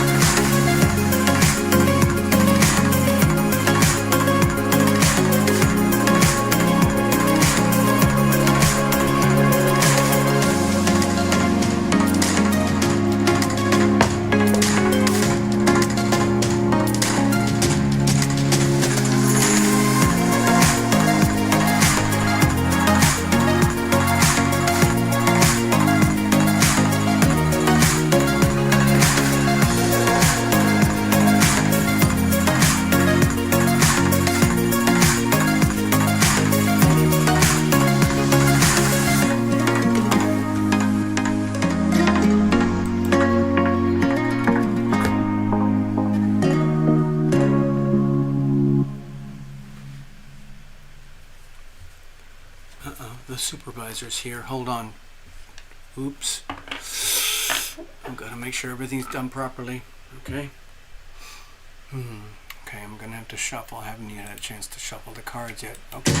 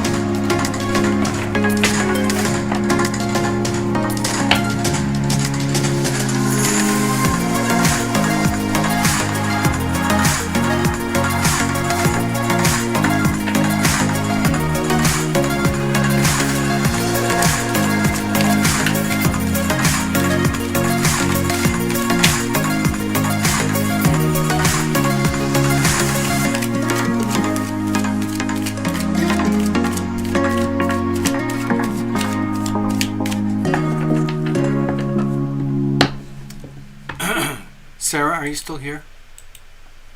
Sorry about all that. Oh dear. Sarah. Did I scare you away? Sarah was a horse tamer in a previous life. Wow. Or maybe, oh, anyway, hold on. Oh, is the show still streaming? What's going on? Hold on, give me a second here. Oh dear, I don't know what's happening.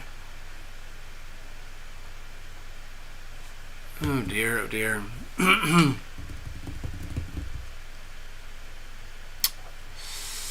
Damn. Oh.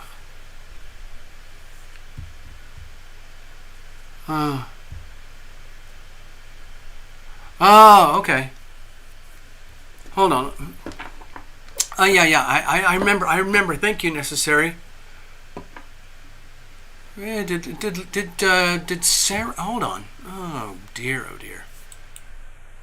Sarah, are you still here? Sarah Nova. Are you still here? Fluffles. Okay. Okay, I can't handle anymore, so what I'm going to do... Let me just do a couple of bits of double checking behind the scenes here. I know I got a mini reading booked from Sarah, but it looks like she's not here anymore. So, okay. Well, I'm gonna have to get a post-it note and do a rain check for Sarah if she's not here. Give me a second. I need to find some post-it notes. Where did I put them all? Oh, here we go. Alrighty. Okay. Sarah Nova.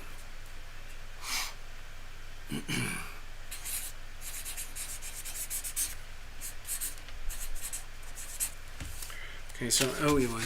Sarah.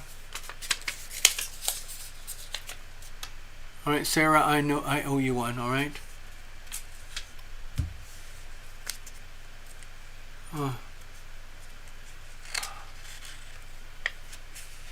Okay, so, okay, Necessary. I'm going to rewrite your post-it note because I can't find it anymore, but I know that I owe you one from a rain check, okay? So I'm going to...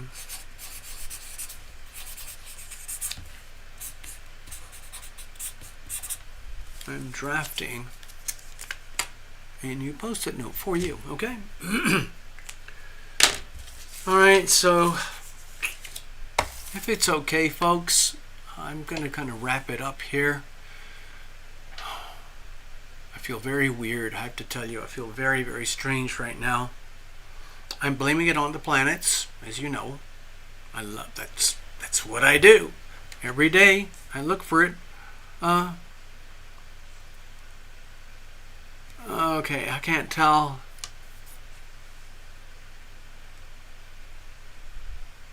Okay, so we'll do that down the road. Okay, Necessary. Okay. Well, okay, Fluffles. Well, I've asked a few times already if Sarah is here, but and I was saying earlier on that I don't think I can handle readings tonight. I'm not sure if I can, if I'm really up for it, frankly. And so she kind of went, oh, yeah, that's okay, no big deal. I can see it back here in the chat. Way back here, I think she went, oh, that's okay, that's totally fine. No worries. Oh, I'm looking way back in the chat. Yeah, Sarah was late. Oh, gosh, Love Triber. Yes, that was horrific. Oh my God, that's kind of weird. That's one of the reasons I've been feeling very vomity and sick and fragile.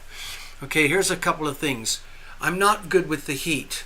I was born and raised in cold, very cold climates, and I lived on the beach in LA right on the beach in LA for like 20 years. And most of the year it's like 55, 65, 70. In the summer times, it might go up to 75, maybe creeping up to 80. And so my body got attuned to the 70-degree mark. Anything over 70, it's just like, oh, great, I can take off my hoodie. Anything below 70, I throw on a hoodie. But I lived in shorts pretty much year-round. Well, maybe in February. You know, I put on long pants and stuff. So my body is conditioned to a very, very healthy 60 to 70 degrees. And over here, like early this morning, I was out in the backyard just checking on things. Coming in just over the mountains, it was 121 degrees, 71 degrees. It's a little bit hotter than that right now out front, and the sun is heading towards setting soon, okay? It's very scary. It's very debilitating. It does very weird things to my body, and I'm not used to it. My body can't take it. There's also the radiation. The sunlight is very powerful here. I've had sunstroke 3 times. It's very crippling, very debilitating. So I'm very frightened. A lot of people are frightened of the cold, and they live inside for 3 months of the year because it's so cold. I'm the opposite. I'm living completely indoors. It's very weird, sort of claustrophobic. You run to get in a car, get out of a car, go from one air-conditioned place to another air-conditioned place. It's really, really horrific. Horrific. It's very, very dry. There's very few bugs. There's very little life here. There's desert plants and things, and imported plants that still survive here, but there's nothing that you would call soil. There's no soil because there's no water, and it's too hot. Anyway, yeah, the AC bill, it's pretty. So yeah, Love Triber mentioned something about the World Health Organization. Where is it? World Economic Forum, there it is, has come out very recently stating that the air and the water are finite resources and they need to be controlled for the greater good of humanity. That came out brand new on the World Economic Forum. If that doesn't terrify you, I don't know what does. To me, those are the elites, okay? Those are the elites basically trying to figure out a way to take over the world. Here. Oh my gosh. Sarah, okay. Okay, you are here.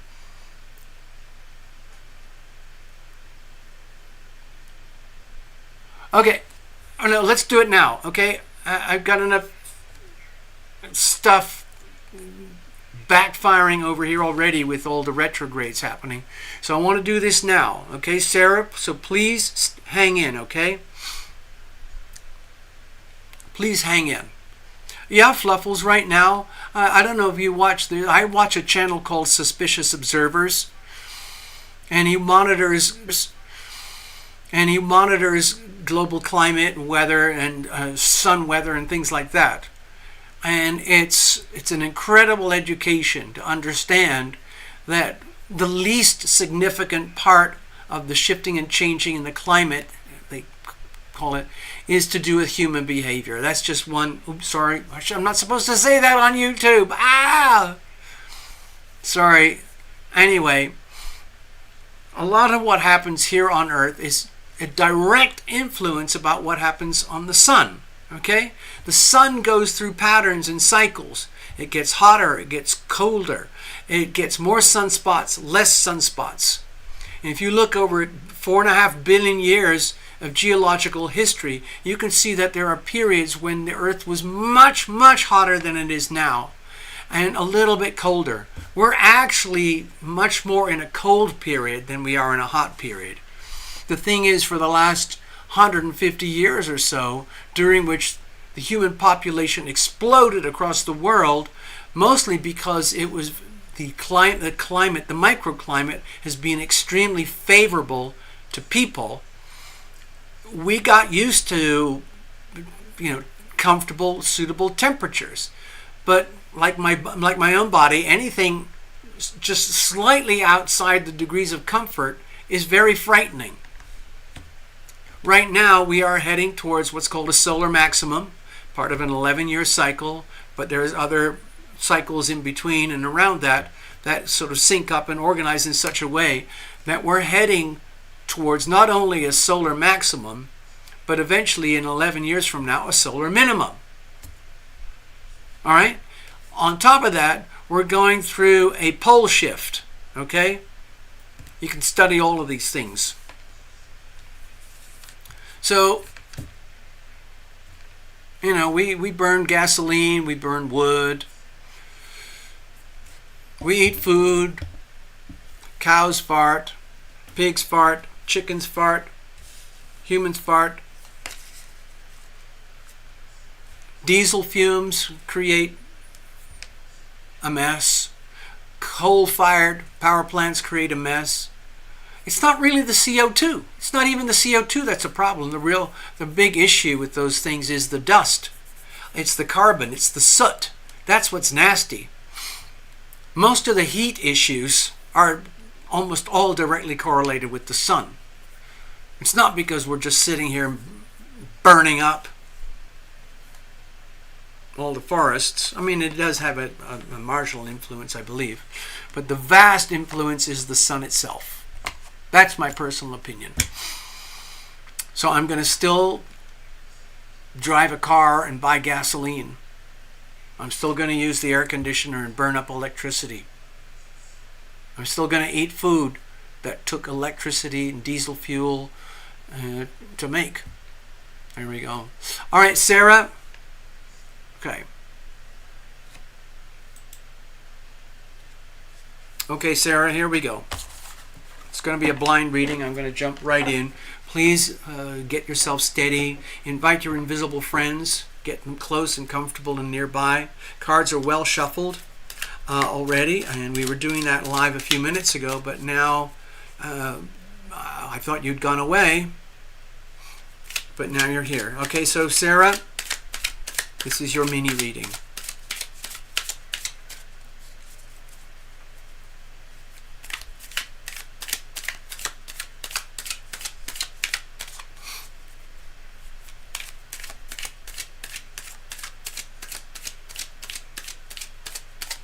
All right, Sarah, here we go.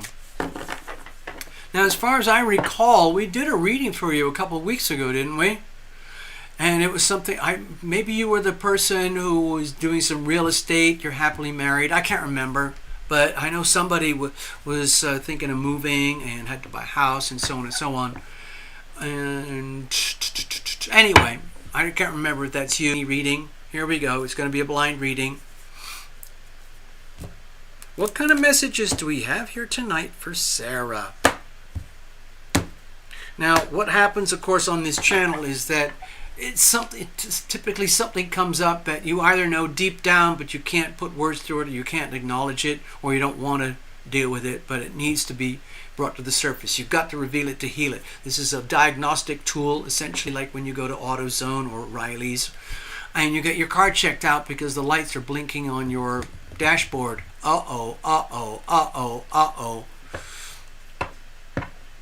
So, what kind of messages do we have here for Sarah tonight that she needs to know that she might not know otherwise? Let's have a look. Here we go. Here's the situation. Here's the challenges. Here's how we're going to handle things. And we're going to look at external influences like I do. I usually default to the planets, but let's have a look. So we've got the Six of Wands.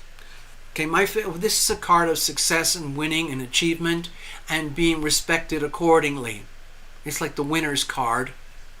It's not like gambling winning. This is success and achievement due to classical ingredients and behaviors like courage, valor, strength, integrity, honesty, persistence, courage, inspiration, leadership, all those kinds of things. I think this is really just, this is a little tap on the shoulder from the universe, from the heavens, from the planets. However they're configured right now, it's happening in such a way that they're tapping you on the shoulder saying, Sarah, you got to understand a few things, Sarah. You got to understand. Okay, this is the planets talking. When you're dealing with really big, important life issues, you don't want to become a victim of fear. Remember, energy flows where attention goes. You have a body and mind and a heart and a soul. And with any luck, they're all working together as one entity. Hold on, give me a second here. And so, like as a singular entity.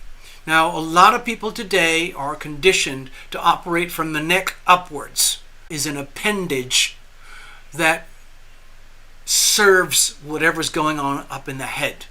And the head is very easy to program by the people who program things, like the programmers, the propagandistanders, the MSM, and all those folks who want you to have the most perfect car for you, the most perfect house for you, the most money for you, the best job for you, the best looks and jewelry and things for you, and the lifestyle package deal for you. And then there's the heart. And the heart might be, put it this way, it's to the advantage of the elites to make sure that you are completely separated from your body, heart, and your soul. In other words, you're just operating simply as an antenna. They can program, send in signals. Here's the latest movie you have to watch. Here's the latest news headline you need to know. Blah, blah, blah, blah, blah. And it's actually kind of dangerous and precarious to live that way. On this channel, what I'm hoping is that we get to the point where everybody operates inversely, where the body, the mind, and the heart and the soul are all subservient to the heart. Sort of flip it upside down. So the mind serves the heart, okay? And so once you get to that understanding, what I'm thinking the Six of Swords is trying to just gently tap you on the shoulder and say, dear Sarah,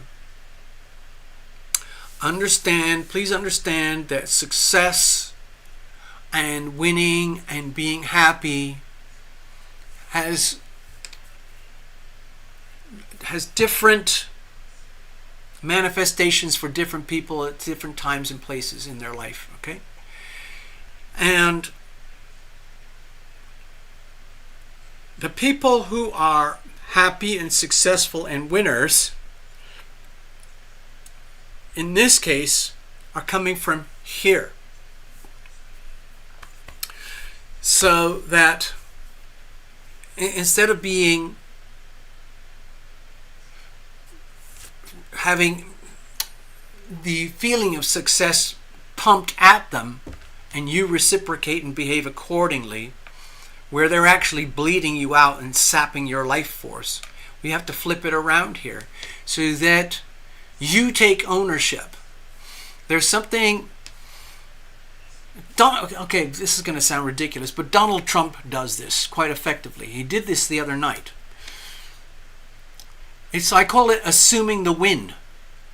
It's like a used car salesman or a new car salesman who's really taking care of you, the customer, properly. And I'm talking from myself. Pretend I'm the salesman now. Pretend I'm Donald Trump or something. And I'm talking to you. You've already had a look at this car. You already know you need a new car. I know you need a new car. And we filter. It's not going to be this one, this one, this one, this one. It's going to be this one, okay? This is what's going to make you happy. And instead of me going around like, God, I hope you get this car, Sarah. It's really probably the best thing you could ever get. It's not, I know it's not a Rolls Royce or whatever. You probably don't even want them, but this is actually could be really good. Instead, this other car salesperson would be like, okay, Sarah, listen, I'm glad you've made up your mind and seen common sense here. I know you're going to really enjoy getting used to this car. It's an upgrade. I know it's expensive, but you deserve it. You're a winner, and if you look after it properly, it's going to be good rides, okay? It's going to be a good ride for you, okay? So all you have to do is just sign off here, and we're good to go. That's it. Assume the sale, assume the win, assume the success. That's how those people succeed. They assume the success before they've even had the success. Donald did that the other night. Towards the end of the so-called debate, somebody was asking him like, okay, Donald, so what are you going to do? What are you going to do how are you going to stop these horrific wars in the Middle East and in Russia with the Ukraine and stuff. And Donald turned out and he basically said, listen people, you have to understand this. Even before I take office back in January, up in January, I will already have the war stopped, okay? So don't even worry about it. It's going to be stopped even before I take office. Do you see what I'm getting at here? He assumed the win. He was basically telling the audience that I already know I'm going to win. I already know I'm going to be president. So I'm just letting you know in the lag time between November 5th and January 6th or whatever, I will already have sorted it out. Okay? So don't worry. All right, so that's the point I'm trying to get across to you, Sarah. It was with the 6 of Wands here. It's time to completely and utterly believe in your imminent success. Even though you might not have any evidence, hard evidence at this exact moment in time. You have to trust and know and believe in your depths of your soul, your heart, that you've already won. Okay, here's the situation. Okay, with the Tower here, you know that there's big changes coming up. Now, what does success look like? It might mean something completely radically different to what you've expected. Okay? With the Tower here, it's an indication. Now, the beautiful thing about the Tower is that it just basically kind of blows everything up so you can start from scratch again, which is a tremendous relief. So the Tower is an indication for you. It's like you're probably aware of it, but you may not have been so blunt about it between yourself and your loved ones. But instead, it's really important right now to understand that you're actually in what I would say is you're actually in the middle of a massive upheaval. Life-changing upheaval. Okay? Ultimately, that's for the good. It's sort of like the Death card in a way, in some ways, that it's an extremely powerful healing card because it just rips away anything and everything that's irrelevant. Okay, here's another way we can talk about that. Okay, if you want to have a little prayer, Sarah. It's really, really simple little prayer. It goes like this. Dear angels, dear God, dear heavenly beings, everyone who up there in the great beyond who looks after me, I know you love me, I love you. And my invisible friends, please help me. Please bring to me that which is mine. Please take away from me that which is not mine. Thank you, amen. That's it. That's basically inviting the Tower to come into your life. It's on the understanding that you are not in absolute control of every element of your life, and that at some point you have to connect with the divine and understand that you are guided and protected. And that you surrender to what is ultimately good and best for you. It's the reset button. Excellent. Thank you, Love Triber. Thank you so much. The Great Reset. The Great Reset button. So what's the problems here? What's the challenges? Okay, you're obviously very concerned that you do not want to be tricked or deceived or undermined in any way, shape, or form that could destroy the good thing. In other words, when you press the reset button or when you live through this great reset, you want to make sure you come out the other side happy and successful. But of course, there's a deep fear because this can be very terrifying because it's such a big, profound moment in life. There's a legitimate fear that something could go wrong. Some external force, entity, person could be out there deliberately trying to undermine you in some way or other. Very, very, very craftily. In other words, remember the Saturn and Neptune both going retrograde in Pisces right now. You have every legitimate reason to be on extreme high alert to this energy. Okay? So you need to be tuned into your second brain and your second heart.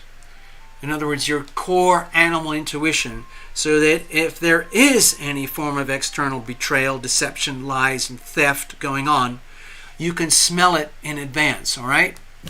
How are we going to proceed? Very, very carefully. It looks to me like you're moving forward. You know you have to move forward. It's like you don't have an option, okay?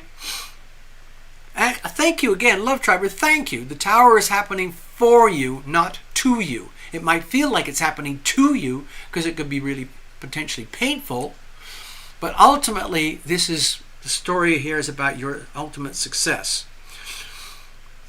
You just have to be extremely careful. Going forward with the Eight of Swords, you have to navigate on the understanding that you are surrounded, whether you like it or know it or not, in whatever enterprise or situation this is, and you would know what it is, okay, Sarah? I'm not going to say what it is because you would know. I mentioned something about housing and different ways to think about housing and so on earlier, but I don't even remember if that was you. Anyway, the way forward, the handle thing, is to understand the precarious nature of the situation. Understand that you're going through profound reset. Understand that there is the potential to be undermined and deceived, and that it's very possible that there could be multiple attempts to undermine and deceive, and this could even be self-deception to some point, so you have to be very, very careful. But I think of it as external influences that are, let's say, not in your best interests. What you do is you move forward very, very carefully, very, very gently, one step at a time, as though you're walking through a landmine without a lot of resources or maps or guides. Think of these swords as having radiation type energy, and you can detect it through your senses, okay? These are not cups cards, not water, but okay, it's almost like trust your intuition here. Trust, go forward. Like, have you ever done divination with water? I used to do it when I was a kid. People used to like watching me do it. I would take 2 coat hangers, cut them up, and turn it into a long piece and a 90-degree handle at the end. And I would cut 2 of them. I would put one in each hand with the long extension arm facing forward and the other arms in my hand at a very, very precise vertical angle. And then I would walk, along a street or a field or a road or a sidewalk or something, and I would just walk and people would be around with me. And then the bars would kind of do this. And then when I walk past something, it would do this. And I can guarantee, because I did a test with some people in a field who knew where there were some underground waterways in terms of plumbing and irrigation and piping and so on. And every time there was a significant piece of piping or irrigation, my little divination tools would do their trick. And right underneath that point, there would be a significant water something happening, okay? So my feeling is that the detection of any unwanted, unhealthy, or precarious or delicate influences that could undermine your success, 6 of Wands, needs to be determined so that you do not become a victim of those, let's say, invisible nefarious forces. Again, Saturn and Neptune retrograde in Pisces right now, okay? Look at that. Another good note there from Love Triber. So, Sarah, I hope that makes sense to you. The way forward, move very, very carefully on the understanding that you're going through some inevitable, irreversible life changes. You know you're potentially vulnerable. Go forward anyway. Assume the win. Assume and believe and know that you're going to be okay. Just got to be very careful and trust your divine intuition. Ask for divine guidance. Okay? Okay? There you go. There's your mini reading. So, Sarah, I hope that helped you. I hope tonight, you know, Native Americans and founders and all of that kind of stuff, and the Constitution, all the things about detention camps and stuff. Ooh. All right, I'm gonna wrap out of here. Got places to go, things to do, people to see, stuff, you know. And we'll do this again soon, okay? Yes, interesting stuff, Sarah, like you said.